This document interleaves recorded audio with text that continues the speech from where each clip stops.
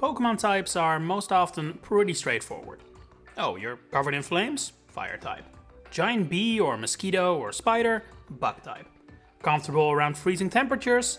Ice type. But not every type is always that clear and obvious. Take fighting, for example. If we're being pedantic, every Pokemon fights and has a certain fighting spirit, so where is the line drawn? Well, in the case of fighting, that line is mostly drawn at fights with a martial arts-like style, which does summarize about 90% of all fighting types, but that is actually quite unique. It's not common that one association, martial arts in this case, covers nearly the entire Pokemon base that has the type. Most types consist of several of these associations and well, let's just say some need to scrape the bottom of the barrel a bit more than others, to the point some of these associations are very clearly intentional and factual, but they also feel incredibly random. Case in point, Fairy. Probably because it's the newest type, and so not as clearly defined as the rest. It truly is a weird bundle of what can sometimes feel like random Pokemon. A Fairy Pokemon convention would probably be one of the most diverse of all, with attendees ranging from seemingly normal dogs to little bugs to the expected fairy tale creatures, but also some of the most humanoid Pokemon out there. And then I haven't even mentioned one association that Fairy has very clearly claimed for itself, yet why exactly doesn't appear to be super obvious. Pokemon that are food related. Milcery, Fido, Slurpuff, Jigglypuff even, whose Japanese name is literally pudding. All fairy types and all sweet, candy-like foods come to life. But the question remains, why? It could simply be because they're cute and sweet, which are qualities often attributed to fairies. But there are plenty of Pokemon that are that as well and are not fairy type whatsoever. Such an explanation can work for one-offs, like why is the Dene fairy type and not all other Pikachu clones, but when there's a pattern as there is here, it doesn't make sense to explain it away so easily. Also important to note is that there are several food-based Pokemon which aren't fairy typed, but those don't actually seem to break the trend whatsoever. The Vanillite line may be based on ice cream, but it isn't actually ice cream. It's natural icicles that, in-universe, served as the inspiration for ice cream. Tatsugiri similarly looks like sushi, but it isn't sushi. Poltergeist is based on tea, but it isn't tea.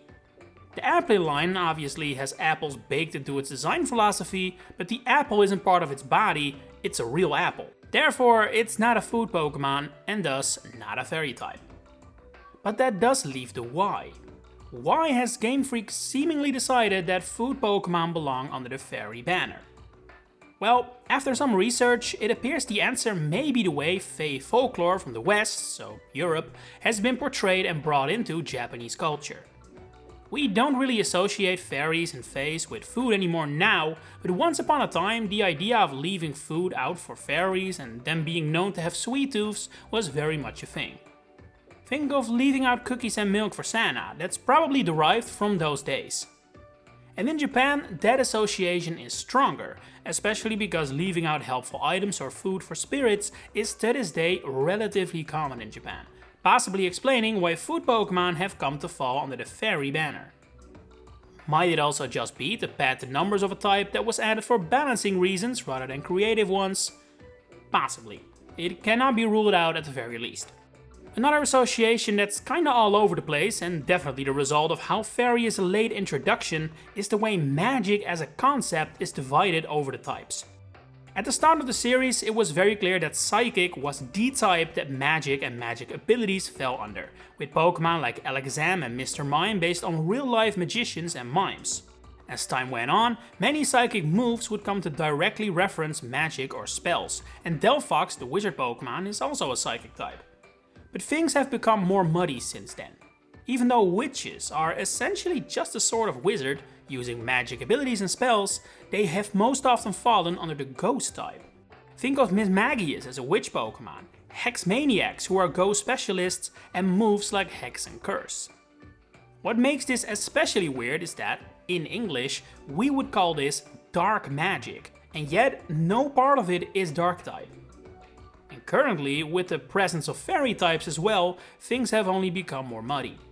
Hatterene is by all accounts a witch Pokemon, yet she is a psychic and fairy type, which kinda goes directly against the way magic has been divided up until now. Part of it makes sense, witches do use magic, so psychic, and they're creatures of folklore, so therefore fairy. But usually, when witches are involved, they're considered ghost. Several moves have also been introduced that bear the magic name, and are fairy type rather than psychic, such as Magical Shine, which is Dazzling Gleam in Japanese, and Magical Torque, the signature move of Ortega's Starmobile. It definitely seems like, right now, fairy is occasionally taking bites out of what originally was psychic speciality, and to an extent, it makes sense. Fairies are literally magical creatures, which is also why, for example, Mr. Mime became fairy once that was introduced. But it also leads to the weird situation where 3 types now take slices from the magic pie, and the way that is handled is not the most consistent. But hey, we cannot all be the steel type, where literally every Pokemon has metal parts on its body, even if that isn't immediately obvious, like a Alolan Ductrio.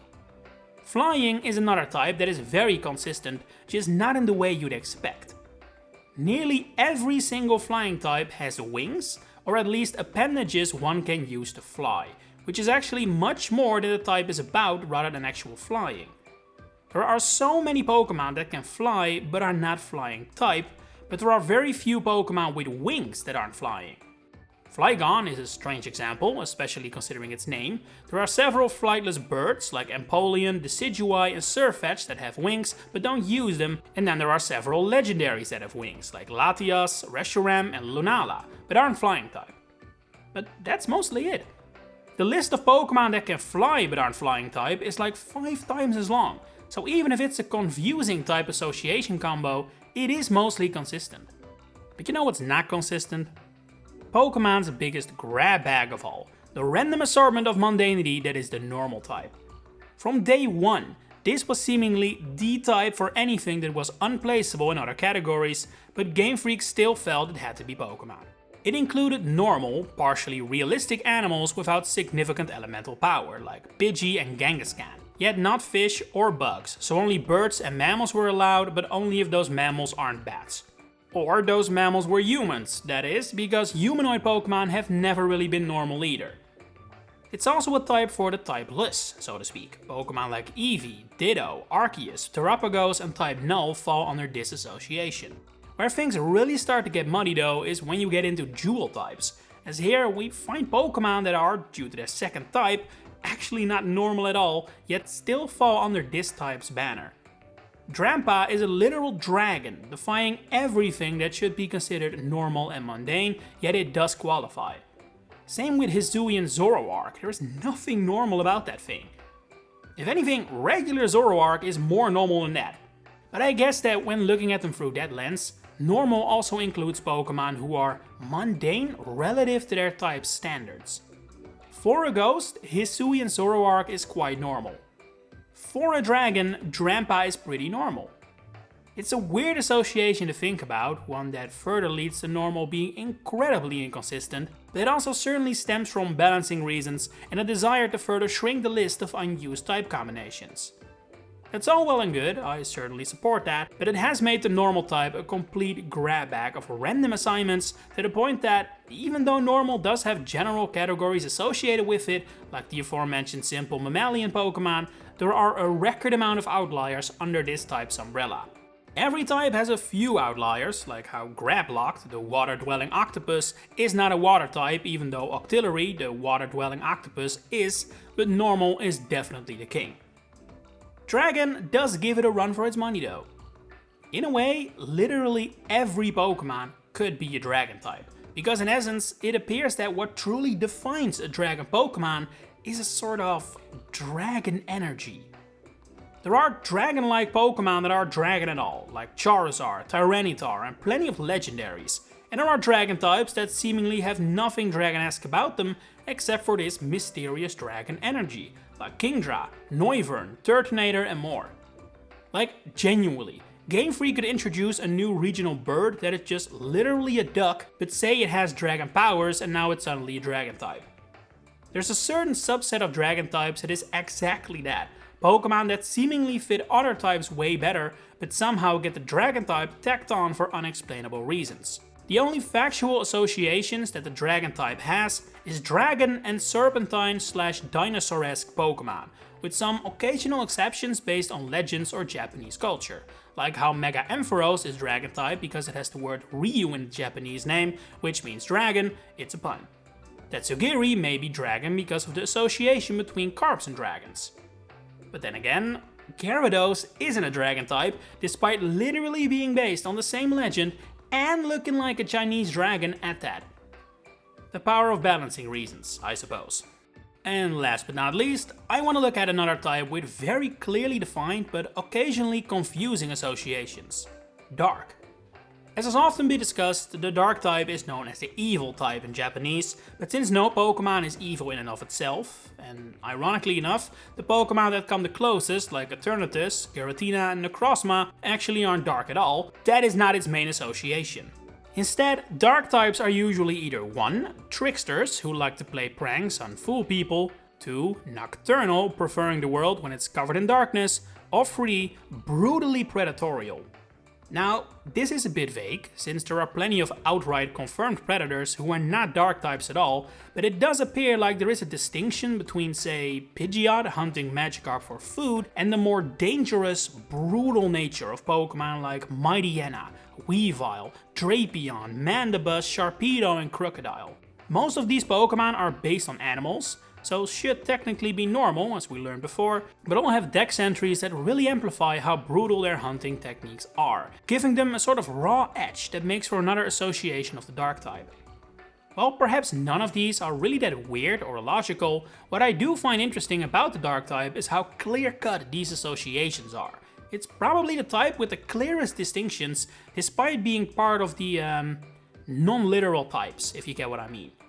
Like fire, that's easy. But dark is not a physical, clearly defined thing, so to see that it still has clearly associated categories is interesting. Anyway, that's gonna be it from me. What are some type associations that have surprised you over the years? Any I forgot to mention? Share it in the comments below. If you enjoyed this video, please consider giving it a like and subscribe to the channel to stay updated on all my future Pokemon content coming up. For now, thanks for watching and enjoy the rest of your day.